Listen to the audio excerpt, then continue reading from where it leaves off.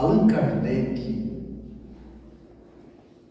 estabeleceu como uma das diretrizes basilares da doutrina espírita o tripé, uma tríade: trabalho, solidariedade e tolerância. Em 1895, no Brasil, aquele que ficou conhecido como sendo o Kardec brasileiro, o nosso médico dos pobres, o doutor Adolfo Bezerra de Menezes, profundamente identificado com a proposta de Allan Kardec, adotou essa bandeira e lutou, ele, ao lado de outros companheiros, pela unificação do Espiritismo. Foi ele uma das almas corajosas que mais defendeu a proposta de unificação, baseado na tolerância, no trabalho e talvez principalmente na solidariedade. Mas para que a unificação faça sentido, é preciso que nós, os espíritas, nos unamos.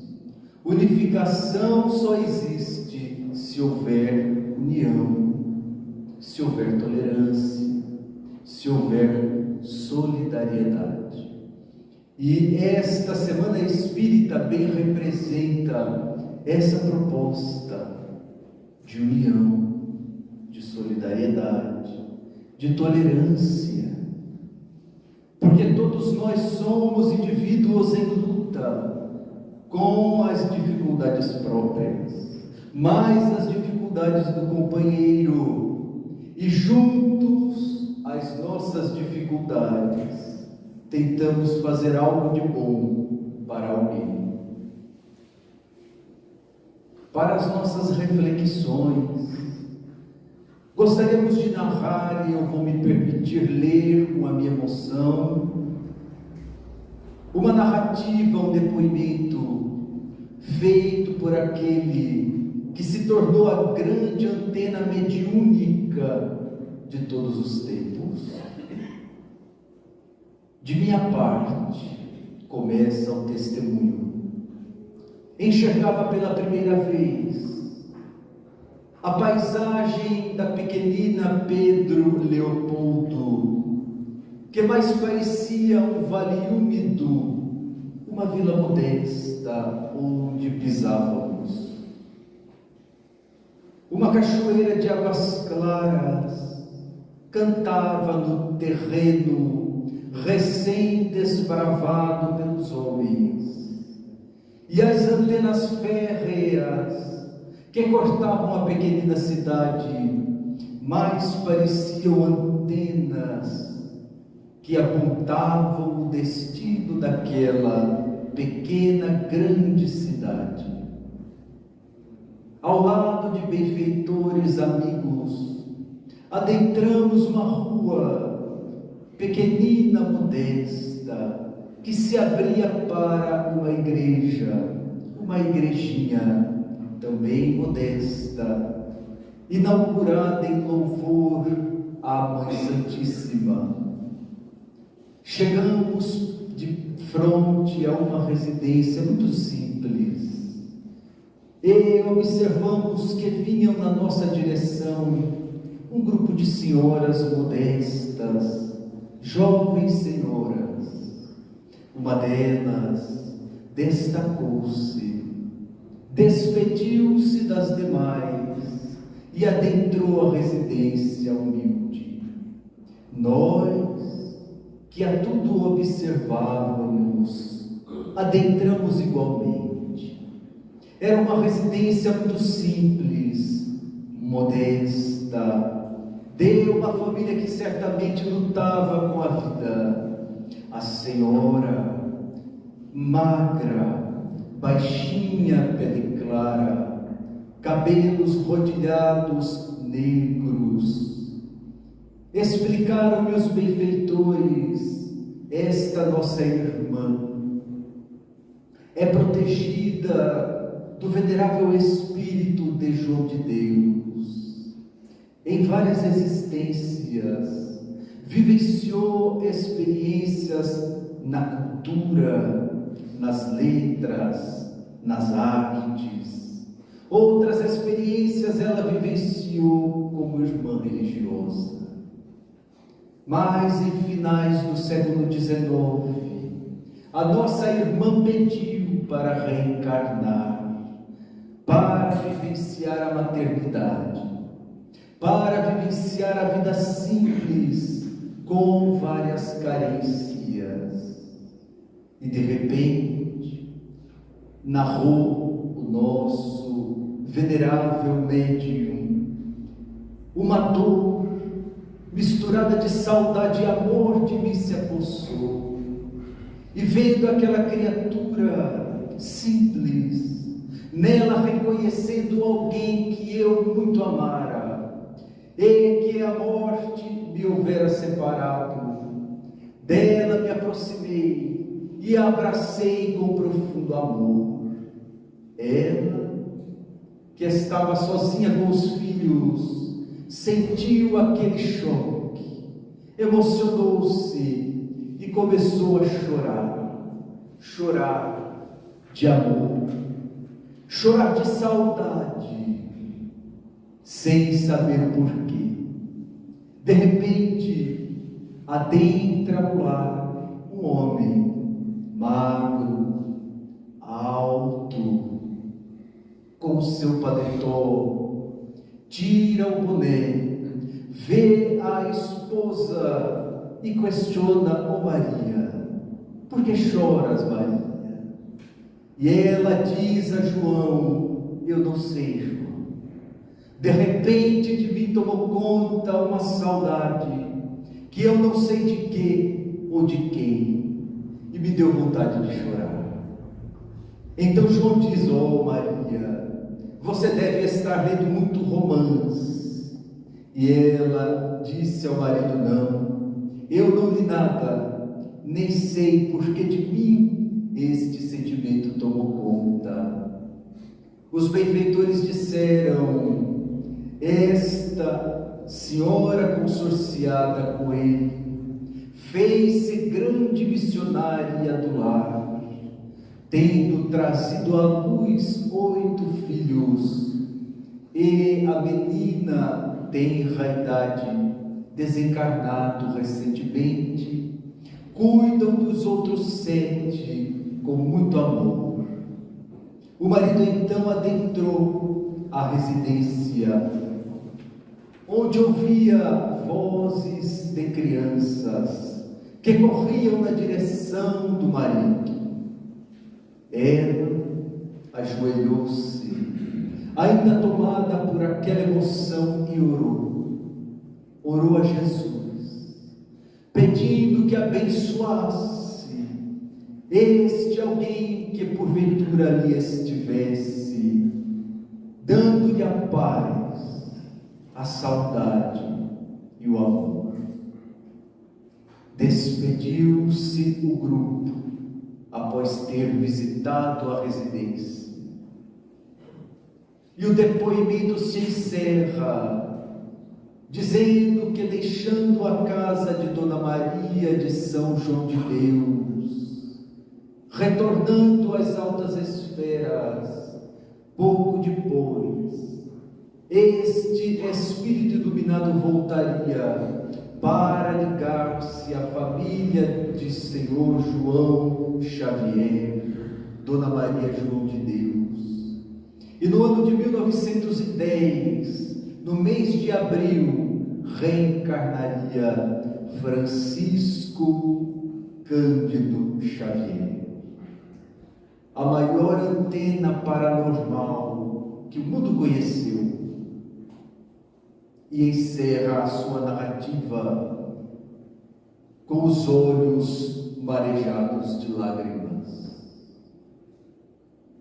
A narrativa trazida pelo venerável médium, nos fala com muita beleza, singeleza e profundidade dos encontros, das buscas, das almas que se procuram através dos tempos, desses encontros, que na verdade são reencontros, e reencontros, muitas vezes, frutos de desencontros, frutos de equívocos, frutos de passados, muitas vezes irresponsáveis.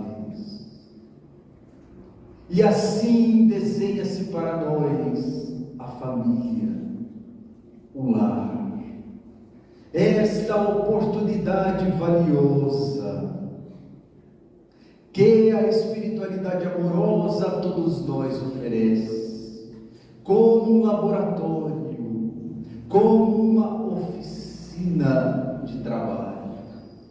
O lar é o grande convite que a vida nos faz para que, retomando o passado, através das necessidades que nós carregamos na alma, procuremos aproveitar as oportunidades do agora, daqueles que conosco convivem, para refazermos relações, para refazermos caminhos, para destruirmos os muros de dor, de incompreensão, de falta de aceitação, de falta de respeito, para construirmos pontes, pontes de amor,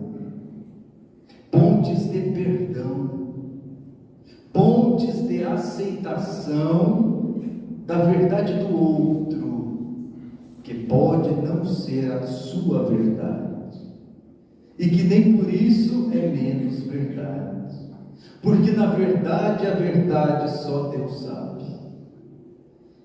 Para que nós deixemos de brigar para quem tem a maior verdade e nos unamos na única verdade, é a verdade com Deus. O lar é esta oportunidade de nós estarmos muitas vezes não na situação que gostaríamos de estar, mas sem dúvida na situação e com quem precisamos estar. Em apoio a esta reflexão, nós evocamos a questão 625 do Livro dos Espíritos, que nós certamente já estudamos, lemos, relemos, mas talvez pouco a compreendamos. Pergunta Allan Kardec aos benfeitores espirituais: qual o modelo mais perfeito que Deus tem oferecido ao homem para lhe servir de modelo e guia? E a resposta nós sabemos: vede Jesus. Jesus, segundo o historiador judeu Flávio Joséfo, é a figura mais incomparável da humanidade. Foi a figura mais biografada da história da humanidade. Tão incomparável foi e é Jesus, que ele não coube na história, dividindo-a, nós aprendemos, entre antes dele e depois dele. Jesus é este homem que transcende ao Jesus histórico, ao Jesus sociológico, ao Jesus da teologia. Jesus é o permanente transcender e a grande inspiração das eras. É modelo, porque ele sintetiza em si todas as sabedorias, todas as ciências, todas as filosofias que o mundo conhece, cultua, venera. Jesus as resume em si. Jesus é a sabedoria que o mundo conhece, e um dia conhecerá, porque ele é o protótipo, ele é o homem do futuro. Com o Espiritismo nós aprendemos que as chamadas curas não eram milagres, eram fruto de uma manipulação fluídica, como a que o passe nos oferece. Porém, com Jesus, as manipulações fluídicas eram espontâneas. O cego voltava a enxergar, o paralítico voltava a andar, o leproso tinha as suas chagas secas e recobrava a vida. Somente alguém que dominasse profundamente a fluidoterapia, a lei do magnetismo das energias, teria condições de realizar o que Jesus realizou. Nenhum de nós realizou. Mas Jesus também é guia. Somente pode guiar quem conhece o caminho. Ninguém vai para outro país e contrata um guia que não conhece nada do país. E Jesus é o guia da humanidade, porque ele conhece os caminhos. Certamente, em eras que escapam à nossa compreensão, não tendo sido criado perfeito à parte, Jesus é como nós somos. Foi um dia simples e ignorante, trilhou os caminhos, caiu, sofreu, errou, levantou. Talvez diferente de nós, ele muito bem aproveitou a experiência e tornou-se o orientador, o governador do planeta que ele próprio ajudou a criar, o planeta Terra. Daí, em toda a sua vida, Jesus foi uma lição de amor, uma lição de perdão, porque Jesus não somente ensinava, porque muitos mestres orientais ensinaram na Índia, na China milenar, no taoísmo, no budismo, no hinduísmo. Muitos foram e têm sido os mestres que ensinam, que ensinaram. Jesus não somente falou com a beleza com que falou Platão, Sócrates, os filósofos do Ocidente, mas ele viveu. Jesus viveu tudo aquilo que ele ensinou.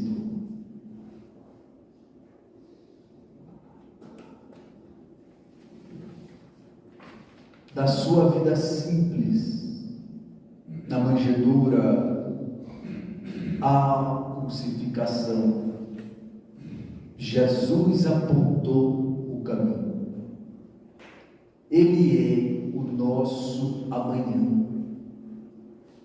Mas nós devemos buscar esse amanhã hoje, agora.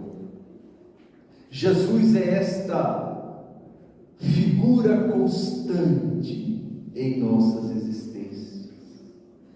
Talvez o seu grande convite seja para que vivamos a vida, para que vivamos no mundo na condição de espíritos imortais. Espíritos imortais que sabemos que na terra estamos de passagem. Talvez tivesse essa consciência, o indivíduo não sacaria uma arma numa fechada de trânsito, mudando não só a sua vida, mas a vida daquele atingido pela bala, que ele desfechou no momento de raiva. Tivéssemos nós a consciência de que somos espíritos imortais, o filho não agrediria o pai, a filha não desfecharia palavras de ódio contra a mãe, porque todos estamos na escola da vida de passagem para aprender. Nenhum de nós é o que é pela primeira vez. Todos nós aqui estamos refazendo caminhos. Ensinarmos a consciência de seres imortais, que nós somos reencarnados como nós estamos, temporariamente. Foi a que dedicou-se Jesus. A família dele igualmente mereceu atenção. E nós vamos encontrar anotado no evangelista uma passagem que não somente traz profundos conhecimentos, mas convida-nos ao despertamento. Diz o texto: enquanto ele falava ainda às multidões, estavam do lado de fora a sua mãe, os seus irmãos. E estes, a mãe e os irmãos de Jesus, que não era filho único, buscavam falar-lhe. E alguém da multidão que se acotovelava dentro da residência disse-lhe: tua mãe e teus irmãos aí fora estão procurando lhe falar. E Jesus então pergunta para ensinar, pergunta para provocar, pergunta para despertar os indivíduos. Quem é minha mãe? Quem são meus irmãos? Uma resposta aparentemente grosseira, mas sem dúvida provocativa. E ele próprio dá a resposta: todo aquele que faz a vontade de meu Pai, este é minha mãe e meus irmãos. Se nós imaginarmos Jesus, estivesse, por exemplo, ele aqui conosco, e não na residência de Pedro em Cafarnaum, e seus pais do lado de fora procurando lhe falar, alguém dissesse: Senhor, seus pais estão ali, e ele elaborasse a resposta que elaborou, ou nós o consideraríamos um pouco grosseiro, ingrato, ou procuraríamos entender nas suas palavras algo valioso. Porque sem dúvida nenhuma todos nós exceto aqueles que aqui estão em missão, os demais somos espíritos endividados, carentes. Somos espíritos faltosos e temos as nossas dificuldades familiares. Jesus falava para aqueles que tinham dificuldades com as suas famílias. Falava para homens, mulheres, jovens, com as suas dificuldades familiares.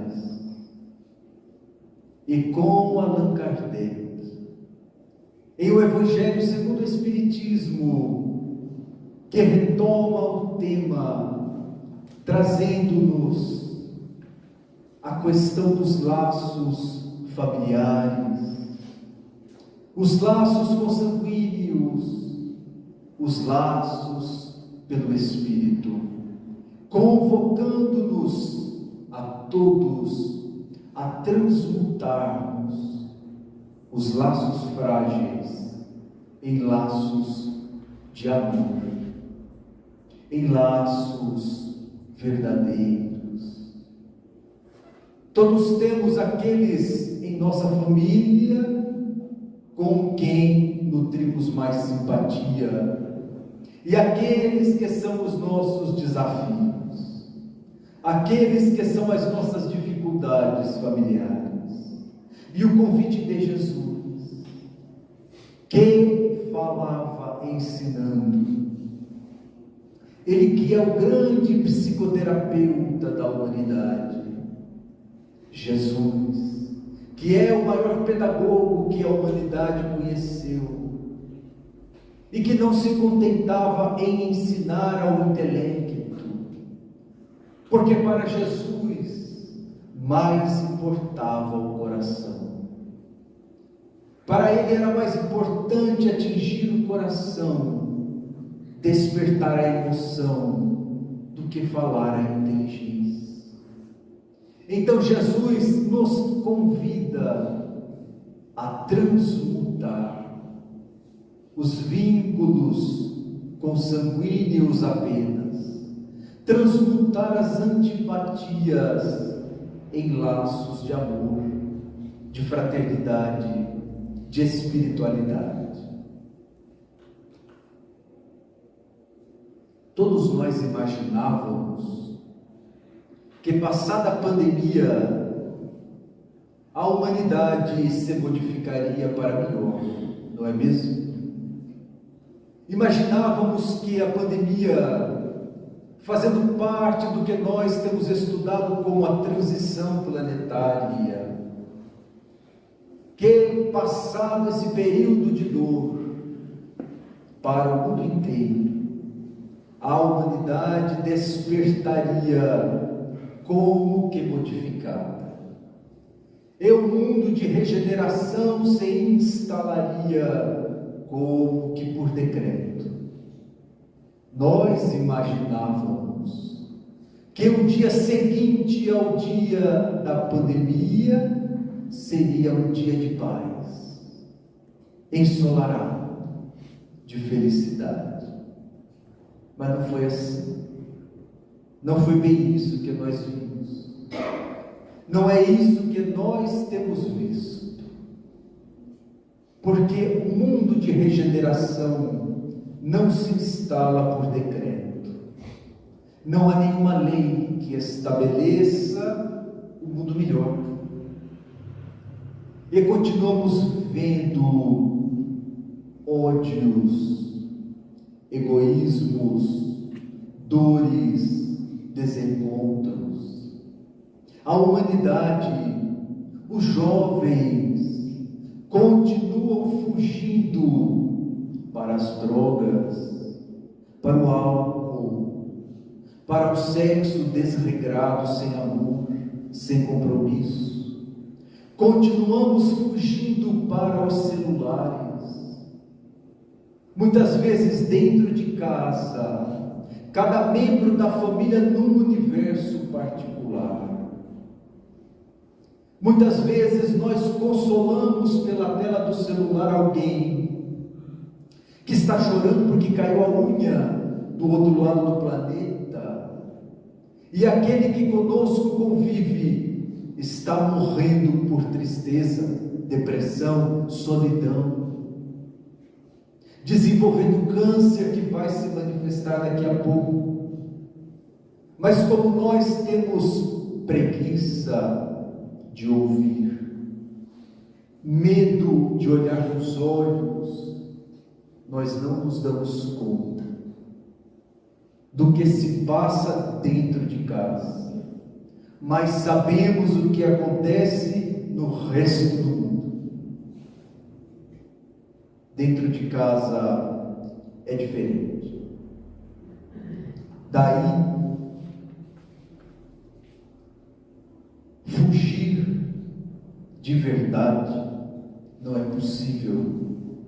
Nós podemos tentar fugas várias, mas ninguém foge de si próprio. Ninguém foge das leis divinas. Nós vamos semear dentro de casa, na rua, no trabalho. Nós vamos semear aquilo que nós temos para oferecer, mas não nos esqueçamos, porque nós vamos colher.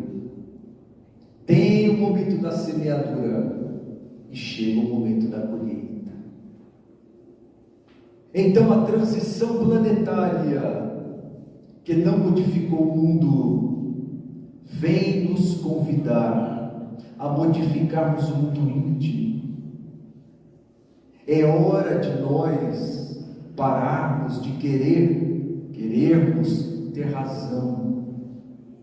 Tem muita gente perdendo a vida porque quer ter razão, porque quer ser o dono da verdade, quando em realidade melhor seria se nós quiséssemos ter paz, independente da razão. Se nós quiséssemos ter felicidade real, independente de quem tem verdade. Não é? Chega próximo às eleições e é uma disputa de direita, de esquerda, de cima, de baixo, quando na verdade todos nós queremos um mundo melhor, um país melhor, seja quem for que nós elejamos. É hora de nós despertarmos para o que realmente importa. E o lar é este convite inadiável que a vida nos faz.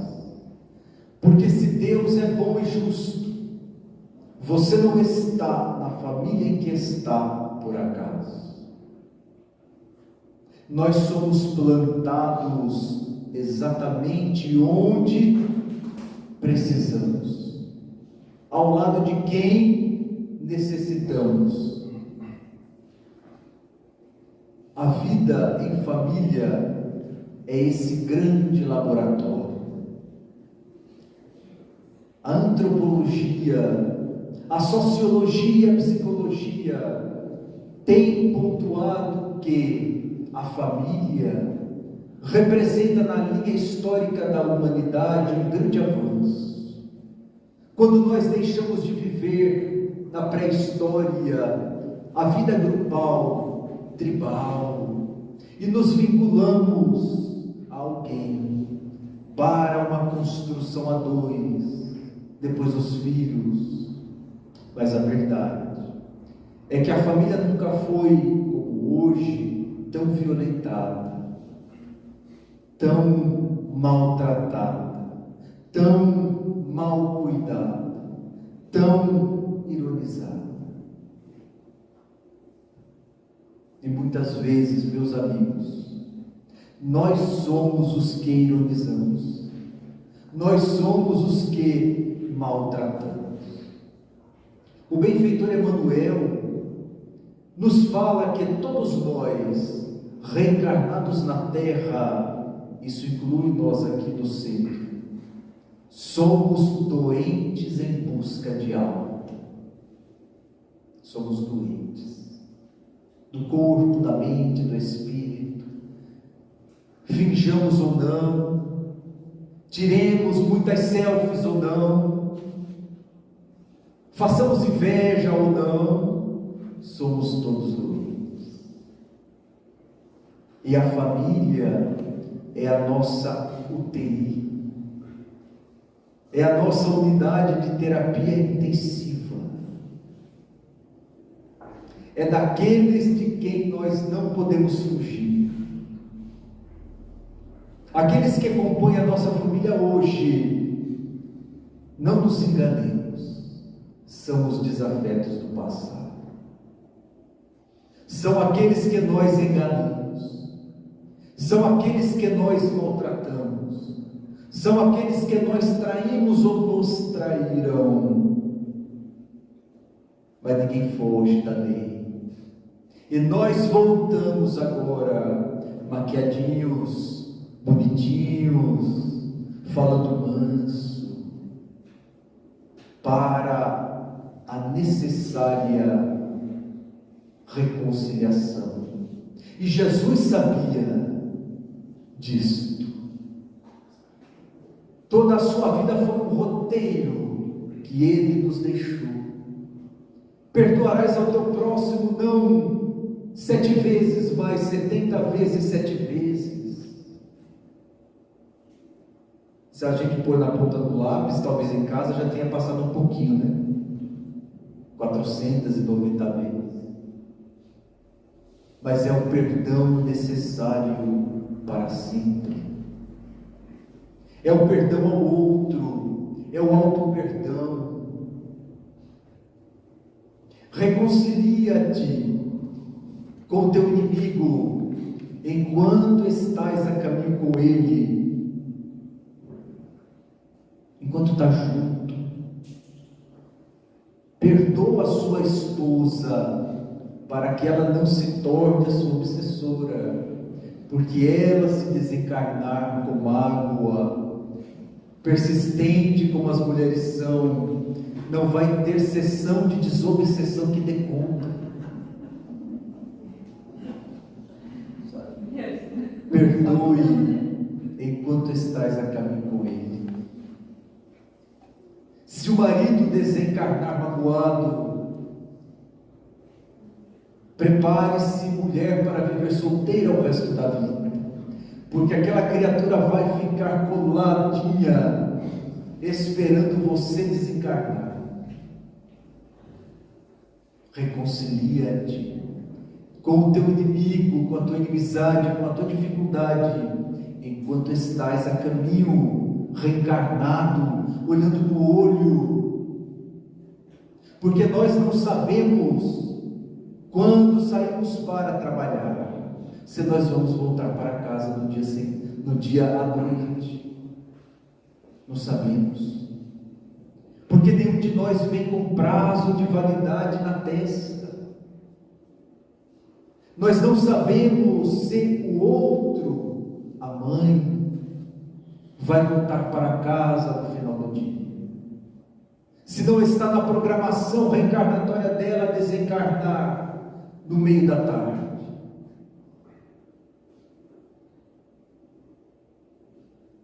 Este é o convite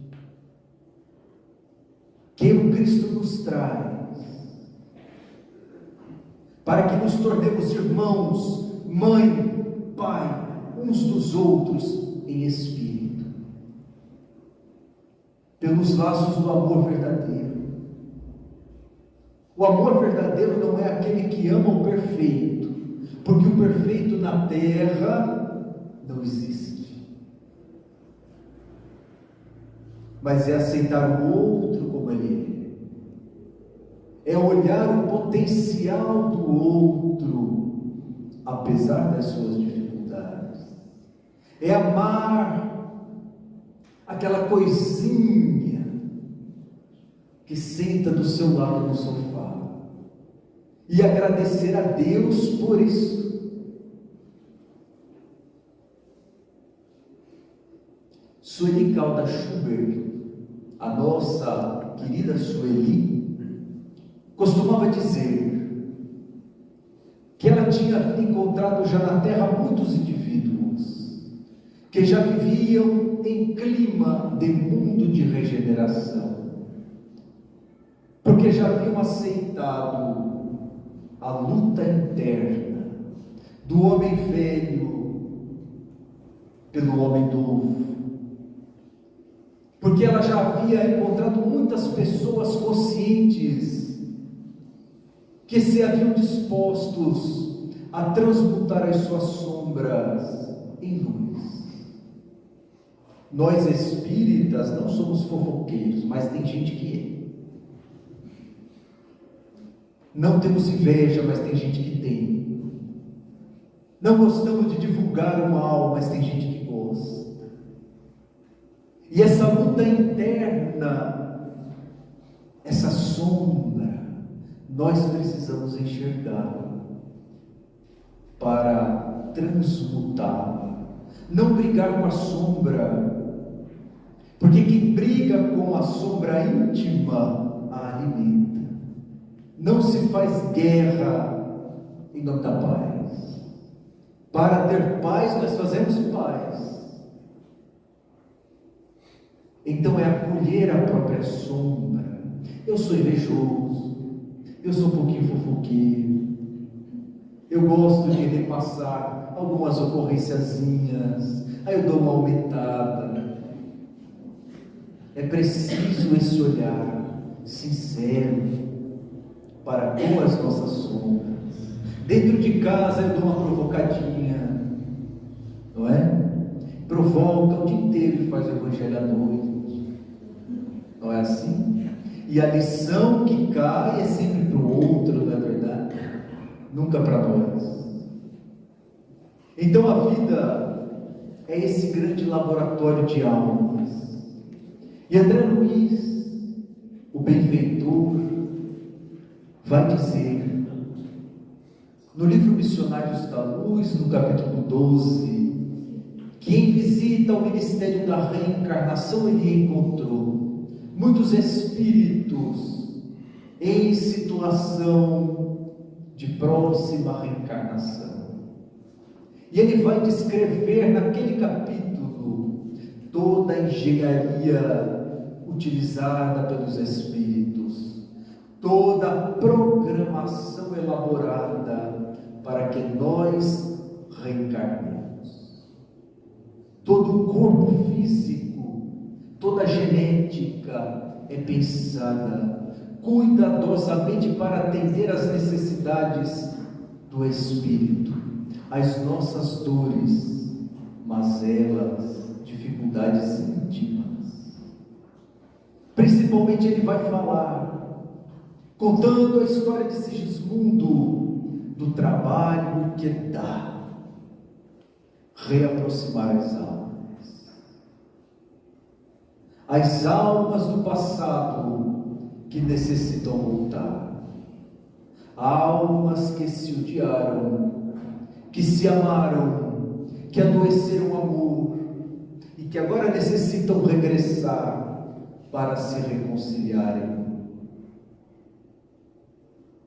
Nós costumamos dizer muitas vezes, os jovens, principalmente quando as coisas não saem como a gente quer.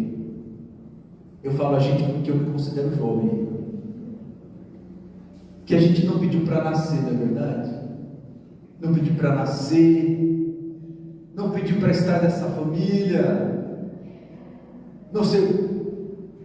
Nós pedimos, acreditem em mim, nós imploramos, nós prometemos coisas no além, que os benfeitores olhavam e diziam, tadinho dele, deixa ele achar que vai, fazer tudo aquilo que ele acha que vai, e eles amenizam tudo, diminuem. Nós pedimos fardos para carregarmos durante a vida, e eles dizem, olha que criança boa, vamos diminuir o peso porque ele não vai dar conta, ele não sabe que não vai, mas não vai, e eles diminuem muito a nossa carne. Conta-nos Chico Xavier, que certa vez estava muito triste em casa. Era 24 de dezembro. E ele sozinho começou a chorar, porque não tinha ninguém com quem passar aquele Natal. Então o seu guia espiritual Emmanuel aproximou-se e disse a ele: Chico, por que você chora? E se vocês assistiram o filme, vão perceber que Emmanuel era um espírito iluminado, mais um pouco antipático, grosseiro, porque ele era aquele pai austero, não é? E o Chico então falou da sua solidão, e Emmanuel disse: mas meu irmão, vá à periferia, vá passar o Natal com as nossas irmãs, e leve algo para que elas comam, porque elas estão quase à fome. E então o Chico toma o táxi, pega o que tem em sua casa e vai para um barraco de Lia e Conceição. Lia, a avó, nonagenária já, Conceição, a neta, quase dos seus 70 anos.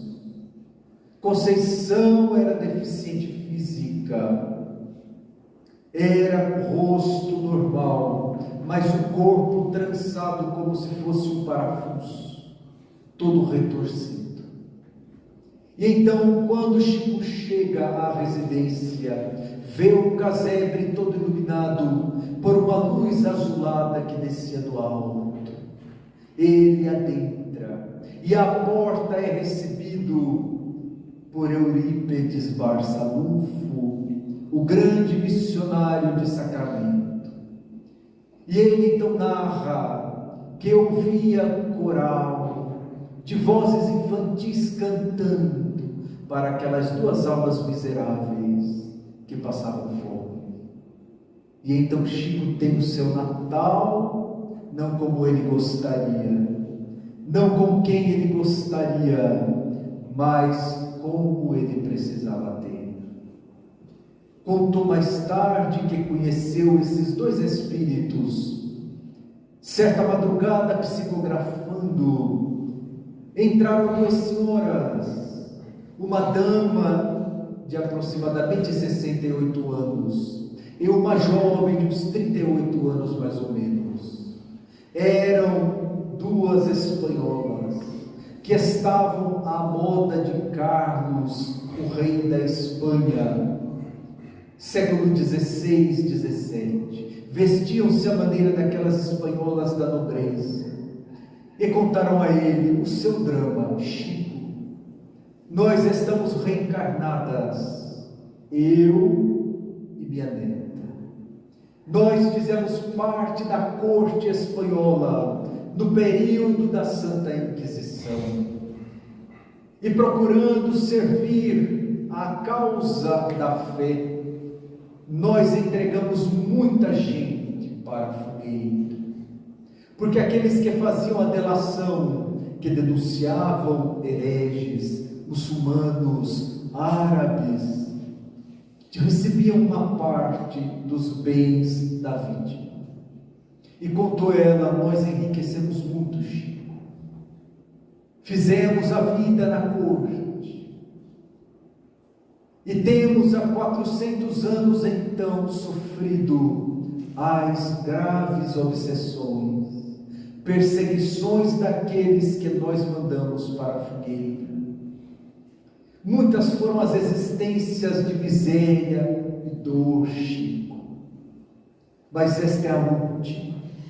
Nós somos completistas, é a nossa última experiência para quitar o débito, mas estamos morrendo de fome, e se nós morremos de fome, não vamos quitar a dívida. Ajude-nos, Chico.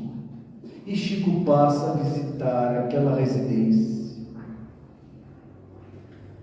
Certa feita, muito mais tarde, estava ele psicografando, quando lhe aparece o doutor Bezerra de Menezes e diz-lhe: Chico, vá à residência de Lia e Conceição, porque está na hora de desenlaçar Conceição, a neta, porque ela quitou o seu débito. Vá dar suporte a Lia. Chico vai, vê o espírito de Conceição desdobrar-se, deixar aquele corpo deformado e, como uma verdadeira princesa espanhola, ser carregada pelo doutor Bezerra de Menezes. Alguns meses mais tarde, o doutor Bezerra retorna. Chico, vamos agora libertar Lia, a dona Genária.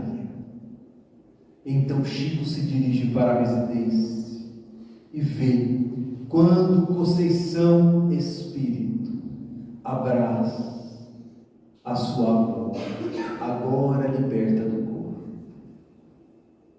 Hoje os espíritos Lia e Conceição têm desempenhado tarefas junto às famílias. Nós, meus amigos, estamos em uma hora grave do planeta. Não dá mais tempo para ficar em cima do muro. Não dá mais tempo para ser morno. Não dá mais tempo para ser neutro. É preciso decidamos. É preciso assumamos a responsabilidade pela nossa existência. Não dá mais para empurrar com a barriga, porque os tempos são chegados. Anunciou Allan Kardec no livro A Gênese. Nós não temos mais tempo a perder. A vida na terra é uma bênção que o Senhor nos oferece a todos, e o lar, a família, o seu filho, a sua filha, o seu pai, sua mãe, são aqueles que a misericórdia divina permitiu estivessem ao nosso lado para o perdão, para o amor. E se não consegue amar, respeite.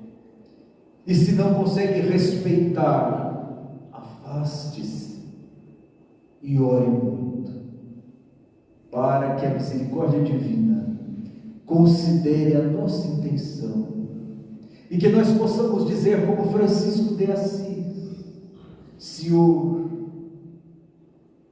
faze de mim um instrumento da tua paz dentro do meu lar. Onde houver ódio, que eu leve amor dentro de casa. Onde houver ofensa, que eu leve o perdão dentro de casa. Onde houver discórdia, que eu leve a união dentro de casa. Porque é dando que se recebe. Perdoando é que nós seremos perdoados. E morrendo para as dificuldades das nossas sombras, é que nós nasceremos para a luz da plenitude. Muito obrigado.